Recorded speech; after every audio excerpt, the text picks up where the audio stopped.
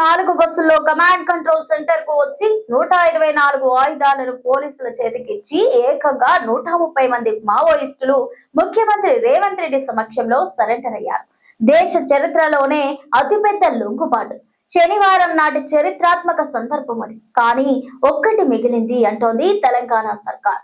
ఒక్కరు కాదు 7 కావాలి అని ఆర్డర్ వేసింది కేంద్ర హోంశాఖ. ఎవరా 7? ఎక్కడున్నట్టు? ఆ 7తోనే కామ్రేడ్ శకానికి క్లైమాక్స్ ముడిపడి ఉందా? మార్చి 7న మొత్తం 4 బస్సుల్లో కమాండ్ కంట్రోల్ సెంటర్కు వచ్చి 124 ఆయుధాలను పోలీసుల చేతికిచ్చి ఏకంగా 130 మంది మావోయిస్టులు ముఖ్యమంత్రి రేవంత్ రెడ్డి సమక్షంలో సరెండర్ అయ్యారు. దేశ చరిత్రలోనే అతిపెద్ద లొంగుబాటు. నాటి చారిత్రాత్మక సందర్భం అది. కానీ ఒక్కటి మిగిలింది అంటోంది తెలంగాణ సర్కార్. ఒక్కరు కాదు 7 కావాలి అని ఆర్డర్ వేసింది కేంద్ర హోంశాఖ. ఎవరా 7? ఎక్కడున్నట్టు? ఆ 7తోనే కామ్రేడ్ల శకానికి క్లైమాక్స్ ముడిపడి ఉందా? మావోయిస్ట్ అగ్రనేత గణపతి అలియాస్ ముప్పల్ల లక్ష్మణరావు లొంగిపోతే రెడ్ కార్పెట్ వేస్తామంటోంది తెలంగాణ సర్కార్. మీ ఆరోగ్య, ఆర్థిక, సామాజిక భద్రతకు మాది భరోసా అంటూ ధీమాను కల్పిస్తోంది. ఇటీవలే ఢిల్లీ వెళ్లి కేంద్ర హోంమంత్రి అమిత్ షాను కలిసిన సీఎం రేవంత్ నక్సలిజం అంతానికి సంబంధించి సుదీర్ఘంగా చర్చించారు. లొంగుబాటు ప్యాకేజ్ని, రివార్డుల మొత్తాన్ని పెంచే ప్రయత్నం చేశారు. దాని ఫలితమే జరిగిన భారీ లొంగుబాటు. ఇటీవల లొంగిపోయిన కీలక నేత దేవ్జీ మల్లారెడ్డి గ్రూపులకు చెందిన PLGA కమిటీ మొత్తం సరెండర్ అయ్యింది. కానీ లొంగిపోవాల్సిన ఆ 7 మాత్రం ఇప్పటికీ పోలీసులతో హైడ్ అండ్ సిక్ ఆడుతున్నారా? బయట రాష్ట్రాల్లో ఉన్న తెలంగాణకు చెందిన 7 మావోయిస్టులపై సెర్చ్ లైట్ పడింది. ఈ హిట్ లిస్టులో టాపర్ ఎవరంటే ముప్పల్ల లక్ష్మణరావు అలియాస్ గణపతి. ఈయన మావోయిస్టు పార్టీ మాజీ చీఫ్, సొంతూరు జగిత్యాల జిల్లా బిర్పూర్. హన్మకొండ జిల్లాకు చెందిన కేంద్ర కమిటీ సభ్యుడు పాసునూరి నరహరి అలియాస్ సంతోష్. గద్వాల జిల్లా బుధవారపేటకు చెందిన కేంద్ర కమిటీ సభ్యురాలు గణపతి భార్య సోమిడి జోడే రత్నాబాయ్. సికింద్రాబాద్కి చెందిన DKSDC కమ్యూనికేషన్ విభాగం ఇన్ఛార్జ్ వార్తా శేఖర్. హైదరాబాద్కు చెందిన నక్క సుశీల అలియాస్ రేల. సిద్దిపేట జిల్లా మిర్తోటికి చెందిన రంగపోయిన భాగ్య. భద్రాద్రి జిల్లా తడపలకు చెందిన కుంజుం ఇద్మల్. ఈ 7 ఇప్పుడే పోలీస్ మోస్ట్ వాంటెడ్. లొంగిపోవాలని ముఖ్యమంత్రి నేరుగా కోరడంతో ఫస్ట్ ఫోకస్ గణపతి మీదే పడింది. ఆయన లొంగుబాటు ప్రక్రియ స్పీడ్ అందుకుంది. గణపతి టచ్లోకి వచ్చారు, కానీ లొంగిపోలేదని కన్ఫర్మ్ చేశారు తెలంగాణ పోలీసులు. 40 ఏళ్లుగా మావోయిస్టు ఉద్యమంలో కీలకంగా ఉంటూ 25 ఏళ్లుగా చీఫ్గా చేసి 6 రాష్ట్రాల క్యాడర్తో సుపరిచితులైన గణపతి అలియాస్ ముప్పల్ల లక్ష్మణరావు ఇప్పుడు ఎక్కడున్నట్టు? ఇటీవలే లొంగిపోయిన దేవ్జీ లాంటి అగ్రనేతలు ఇచ్చిన సమాచారంతో గణపతి నేపాల్ లేదా ఫిలిప్పైన్స్లో ఉన్నట్టు ఓ క్లారిటీకి వచ్చింది. తెలంగాణ SIB అటు గణపతి కుమారుడి ఆడియో కుటుంబీకుల విజ్ఞప్తులను కూడా పరిశీలిస్తున్నారు. స్కెచ్ పక్కాగా అమలైతే మరో వారం రోజుల్లో గణపతిని హైదరాబాద్కు తీసుకొచ్చే అవకాశం ఉంది. కానీ ముఖ్యమంత్రి ఎదుట హాజరుపరుస్తారా? మార్చి 31 ఆపరేషన్ కాకరికి ఆఖరి తేదీ సందర్భంగా కేంద్ర హోంశాఖకు అప్పగిస్తారా అనేదే సస్పెన్షన్గా మారింది. ఏదైతేనే గణపతిని రౌండ్ అప్ చేసి మిగతా వాళ్లను క్యూలో నిలబెట్టేసినట్టే తెలుస్తోంది. తెలంగాణలోనే పుట్టి ఎదిగిన మావోయిస్టు పార్టీకి తెలంగాణలోనే క్లైమాక్స్ ఇవ్వాలనేది DGP ఐడియా. ఈ గణపతితో పాటు ఆ 7 లొంగిపోతే దేశంలోకెల్లా మొట్టమొదటి మావోయిస్టు రహిత రాష్ట్రంగా మారనుంది తెలంగాణ. వివిధ హోదాలలో ఉన్న పోలీసు అధికారులు ప్రత్యేకమైన కృషి చేసి నక్సలైట్లకు ఒక నమ్మకాన్ని కలిగించి ఈ ప్రభుత్వము వాళ్ళ ప్రాణాలకు ఎలాంటి హాని కలగకుండా వాళ్ళ ఆరోగ్య భద్రత విషయంలో, ఆర్థిక వెసులుబాటు విషయంలో, జనజీవన స్రవంతిలో కలిసిన తర్వాత వాళ్లకు జీవించడానికి అవసరమైన వసతులను ఏర్పాటు చేయడంలో ప్రభుత్వం సంపూర్ణంగా సహకరిస్తుంది. ప్రభుత్వం వాళ్ళను ప్రత్యేకంగా గుర్తిస్తుంది అని ఒక నమ్మకం కలిగించి ఈనాడు ఈ 130 మంది నక్సలైట్ల సరెండర్ కార్యక్రమంలో ఈ అధికారులు ప్రత్యేకమైన కృషి చేసిండ్రు. ముఖ్యంగా శివధర్ రెడ్డి గారిని, IG సుమతి గారిని తెలంగాణ రాష్ట్ర ప్రభుత్వం తరఫున నేను అభినందిస్తున్నాను. సీఎం రేవంత్ రెడ్డి మహిళా దినోత్సవం సందర్భంగా కీలక ప్రకటన చేశారు. కాంగ్రెస్ ప్రభుత్వం అధికారంలోకి వచ్చిన నాటి నుంచి మహిళలను ఆర్థికంగా బలోపేతం చేసేందుకు కృషి చేస్తామన్న రేవంత్ త్వరలో మహిళలకు ఉపయోగపడేలా పలు పథకాలను ప్రారంభించనున్నట్లు చెప్పారు. అంతేకాదు కాలేజీలకు వెళ్లే విద్యార్థినులకు ఉచితంగా ఈవీ స్కూటీలు ఇవ్వాలని అనుకుంటున్నట్లు సీఎం రేవంత్ పేర్కొన్నారు. సీఎం రేవంత్ రెడ్డి మహిళా దినోత్సవం సందర్భంగా కీలక ప్రకటన చేశారు. కాంగ్రెస్ ప్రభుత్వం అధికారంలోకి వచ్చిన నాటి నుంచి మహిళలను ఆర్థికంగా బలోపేతం చేసేందుకు కృషి చేస్తున్నామన్నారు. త్వరలో మహిళలకు ఉపయోగపడేలా పలు పథకాలను ప్రారంభించనున్నట్లు చెప్పారు. అంతేకాదు కాలేజీలకు వెళ్లే విద్యార్థినులకు ఉచితంగా ఈవీ స్కూటీలు ఇవ్వాలని అనుకుంటున్నట్లు సీఎం రేవంత్ రెడ్డి పేర్కొన్నారు. అంతర్జాతీయ మహిళా దినోత్సవం సందర్భంగా ప్రజాభవన్లో నిర్వహించిన కార్యక్రమంలో సీఎం రేవంత్ రెడ్డి పాల్గొన్నారు. ఈ సందర్భంగా ఆయన మాట్లాడుతూ మహిళలకు సరైన గుర్తింపు ఇవ్వాలని ఈ ప్రభుత్వం భావిస్తోందని చెప్పారు. ప్రభుత్వ శాఖల్లోని విభాగాల్లో మహిళా అధికారులకు బాధ్యతలు అప్పగిస్తున్నామని చెప్పారు. మహిళల ఆర్థిక శక్తి పెరిగినప్పుడే దేశం అభివృద్ధి చెందుతుందన్నారు. హైదరాబాద్కు కాలుష్యమే అతిపెద్ద సమస్యగా మారిందని, హైదరాబాద్ నాన్ లివింగ్ సిటీగా మారే ప్రమాదం ఉందని, అలాంటి పరిస్థితి రాకుండా ఉండేందుకు కాలుష్యం నివారించే బాధ్యత మనందరిపై ఉందని సీఎం రేవంత్ రెడ్డి పేర్కొన్నారు. ప్రపంచ నగరాలతో హైదరాబాద్ పోటీ పడేలా తీర్చిదిద్దాలని అన్నారు. ఔటర్ రింగ్ రోడ్డు బయటకు పరిశ్రమలు తరలించేలా చర్యలు తీసుకోవడం జరుగుతోందని చెప్పారు. హైదరాబాద్లోని డీజిల్ బస్సులను 2026 డిసెంబర్ నాటికి జిల్లాలకు తరలిస్తామని, హైదరాబాద్లో 100% ఈవీ బస్సులను తెస్తున్నామన్నారు. డిసెంబర్ 9లోపు నగరంలో డీజిల్ బస్సులు ఉండవు. హైదరాబాద్ ఏసీ ఈవీ బస్సులు తెస్తామంటూ రేవంత్ రెడ్డి స్పష్టం చేశారు. ఈసా నది సమీపంలో ఉన్న మధు పార్క్ రిచ్ అపార్ట్మెంట్ ఎంతకాలం ఉన్నా జీరో వాల్యూ. ఈ రోజు కాకపోయినా రేపైనా ఆ అపార్ట్మెంట్ ను కూల్చేస్తామని సీఎం రేవంత్ రెడ్డి తేల్చి చెప్పారు. మూసీ ఈసా నదుల బఫర్ జోన్స్ పరిధిలో ఉన్న భవన నిర్మాణాలను కూల్చివేస్తామని, అధికృత అనుమతులతో భవన నిర్మాణాలు చేపట్టిన 2012 నాటి సుప్రీంకోర్టు జాతీయ గ్రీన్ ట్రిబ్యునల్ మార్గదర్శకాలకు అనుగుణంగా లేకపోతే కూల్చివేత తప్పదని హెచ్చరించారు. జ్యోతిబా ఫులే భవన్ లో ఆదివారం నిర్వహించిన అంతర్జాతీయ మహిళా దినోత్సవ కార్యక్రమంలో సీఎం పాల్గొని ఈ వ్యాఖ్యలు చేశారు. ఈసా నది సమీపంలో ఉన్న మధు పార్క్ రిచ్ అపార్ట్మెంట్ ఎంతకాలం ఉన్నా జీరో వాల్యూయే.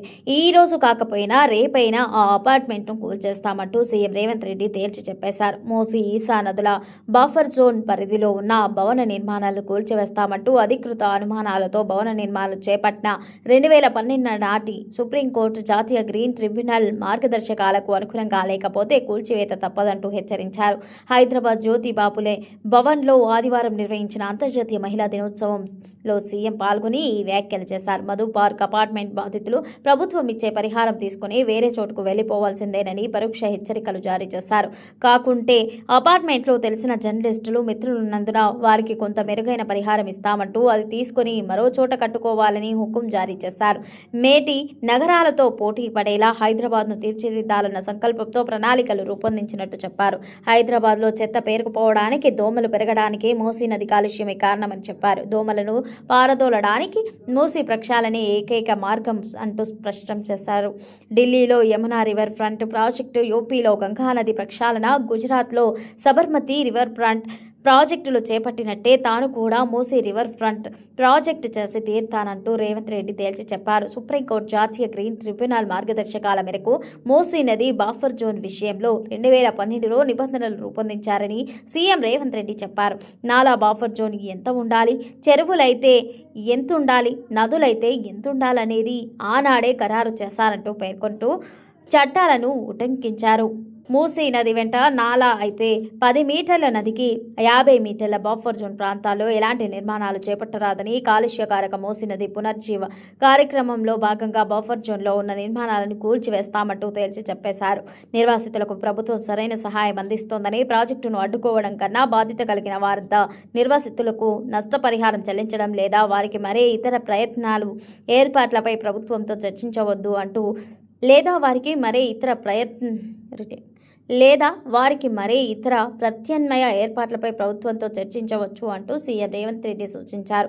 అసెంబ్లీ ఎన్నికల సమయంలో ఇచ్చిన హామీల మేరకు 18 ఏళ్లు నిండి కళాశాలలో చదువుతున్న విద్యార్థినులకు ఎలక్ట్రిక్ స్కూటీలు ఇస్తామంటూ సీఎం రేవంత్ రెడ్డి ప్రకటించారు. విద్యార్థినులకు ఉచిత స్కూటీలు ఇవ్వడం ద్వారా వారి విద్యకు, స్వలంబనకు మరింత తోడ్పాటు లభిస్తోందని పేర్కొన్నారు. కాలుష్య నియంత్రణలో భాగంగా హైదరాబాద్లో తిరిగే ఆర్టీసీ బస్సులను 2026 డిసెంబర్ 9 నాటికి 100% ఎలక్ట్రిక్ వాహనాలను ప్రవేశపెట్టారు. ప్రవేశపెట్టబోతున్నామని వెల్లడించారు. అనంతరం ముఖ్యమంత్రి మహిళా జర్నలిస్టులను సత్కరించారు.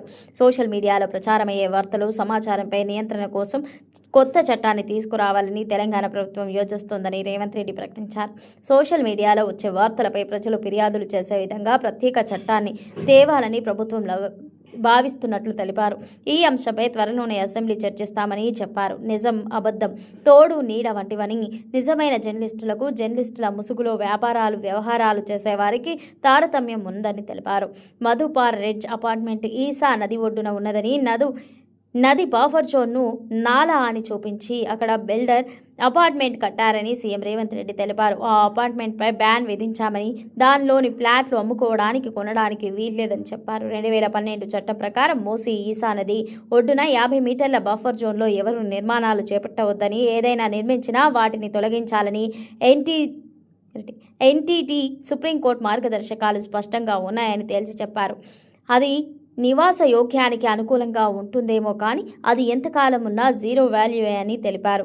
ఈసా నది బఫర్ జోన్లోని 7 ఎకరాల ఉన్న మధు పార్క్ అపార్ట్మెంట్ను ఇవాళ కాకుండా రేపైనా కూలగొడతామని స్పష్టం చేశారు. ఈ అపార్ట్మెంట్కు బదులుగా 7 ఎకరాల ప్రభుత్వ స్థలం కేటాయించి ఇప్పుడు ఎంత పరిమాణంలో నిర్మాణం జరిగిందో అంతే నిర్మాణానికి అవసరమయ్యే నిధులను బ్యాంకులో డిపాజిట్ చేస్తామని హామీ ఇచ్చారు. నష్టపరిహారం తీసుకుని వేరే చోట కొనుగోలు చేసుకుంటామన్న అభ్యంతరం లేదని చెప్పారు.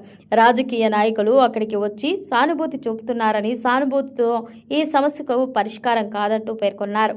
బంగారం కొనుగోలుదారులకు ధరల పెరుగుదల నుంచి ఊరట లభించింది. గత వారం వరుసగా తగ్గుతూ వచ్చి నిన్నటి రోజున ఒక్కసారిగా బంగారం ధరలు భారీగా పెరిగిన సంగతి తెలిసిందే. మళ్లీ వరుసగా పెరుగుతాయని ఆందోళనలు నెలకొన్నాయి. అయితే ఈ రోజు పసిడి రేటు దేశీయంగా స్థిరంగా కొనసాగుతున్నాయి. ఇరాన్, అమెరికా, ఇజ్రాయెల్ యుద్ధంలో కీలక పరిణామాలు చోటు చేసుకున్నాయి. గల్ఫ్ దేశాలపై దాడులు ఉండవని ఇరాన్ ప్రకటించింది. అయితే తమపై దాడి చేసిన వారిని మాత్రం వదిలిపెట్టేది లేదంటూ తేల్చి చెప్పేసింది. బంగారం కొనుగోలుదారులకు ధరల పెరుగుదల నుంచి ఊరట లభించింది. గత వారం వరుసగా తగ్గుతూ వచ్చి నిన్నటి రోజున ఒక్కసారిగా బంగారం ధరలు భారీగా పెరిగిన సంగతి తెలిసిందే. మళ్లీ వరుసగా పెరుగుతాయని ఆందోళనలు నెలకొన్నాయి. అయితే ఈ రోజు పసిడి రేట్లు దేశీయంగా స్థిరంగా కొనసాగుతున్నాయి. ఇరాన్, అమెరికా, ఇజ్రాయెల్ యుద్ధంలో కీలక పరిణామాలు చోటు చేసుకుంటున్నాయి. గల్ఫ్ దేశాలపై దాడులు ఉండవని ఇరాన్ ప్రకటించింది. అయితే తమపై దాడి చేసిన వారిని మాత్రం వదిలిపెట్టేది లేదని తేల్చేసింది. ఈ క్రమంలో యుద్ధం మరింత కాలం కొనసాగుతోందని తెలుస్తోంది. దీంతో ఇన్వెస్టర్లు సురక్షితమైన పెట్టుబడి మార్గంగా బంగారాన్ని ఎంచుకుంటున్నారు. డాలర్ విలువ పుంజుకోవడం బంగారం ధరలపై ప్రభావం చూపిస్తుంది. వారం రోజులుగా తగ్గుతూ వచ్చిన పసిడి రేట్లు క్రితం సెషన్లో ఒక్కసారిగా పెరిగాయి. అయితే ఈ రోజు స్వల్ప ఊరట కల్పిస్తూ స్థిరంగా కొనసాగుతున్నాయి. ఈ క్రమంలో హైదరాబాద్ మార్కెట్లో మార్చి 9వ తేదీన 24-22 క్యారెట్ల బంగారం ఎంత పలుకుతుందో తెలుసుకుందాం. అంతర్జాతీయ మార్కెట్లో బంగారం ధరలు ఈ రోజు భారీగానే తగ్గాయి. ఇవాళ స్పాట్ గోల్డ్ రేటు $72 పైగా తగ్గింది. దీంతో స్పాట్ గోల్డ్ ధర ఔన్స్కు $5,077 వద్దకు దిగివచ్చింది. ఇక స్పాట్ సిల్వర్ రేటు 4.37% మేర పడిపోతుంది. దీంతో వెండి ఔన్స్ రేట్ $80.54 వద్దకు చేరింది. హైదరాబాద్ బులియన్ మార్కెట్లో బంగారం ధరలు ఈరోజు స్థిరంగా ఉన్నాయి. 22 క్యారెట్ల బంగారం రేటు 10 గ్రాములకు ఏ మార్పు లేకుండా 1,50,000 వద్ద ట్రేడ్ అవుతుంది. ఇక 24 క్యారెట్ల బంగారం రేటు తులానికి 1,63,640 వద్ద అమ్ముడవుతోంది. బంగారంతో పాటు వెండి రేటు సైతం ఊరట కల్పించింది. అయితే వెండి ధర గత వారం నుంచి తగ్గుతూనే వస్తోంది. కిలోపై 30,000 అయినా తగ్గింది.